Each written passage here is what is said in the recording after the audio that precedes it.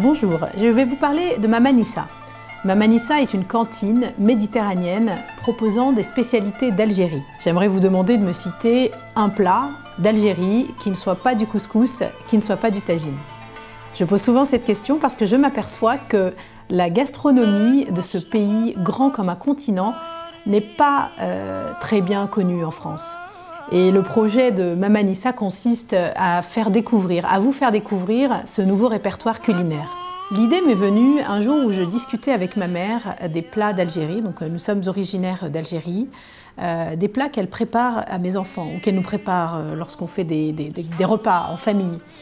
Et c'était des plats que je ne savais pas cuisiner.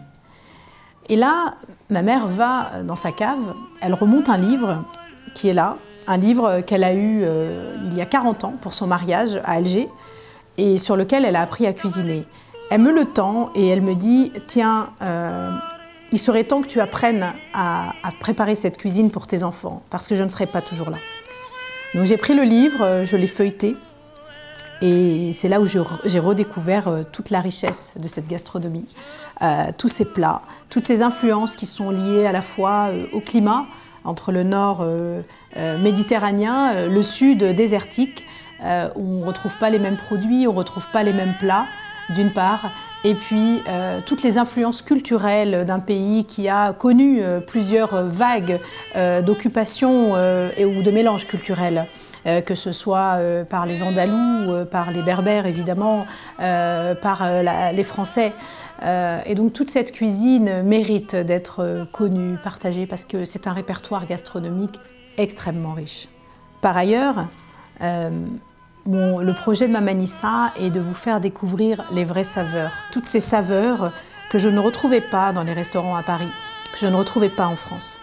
Et donc là, je me suis dit qu'il y avait peut-être quelque chose à faire autour de ce projet. C'est une cuisine de transmission, de mère en fille, souvent, qui se fait par l'oral.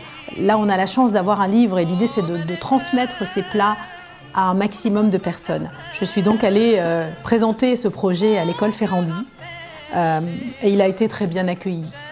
Donc je l'ai construit, je l'ai incubé au sein de l'école avec une équipe extraordinaire qui m'a formée à la restauration, qui m'a permis de monter ce projet.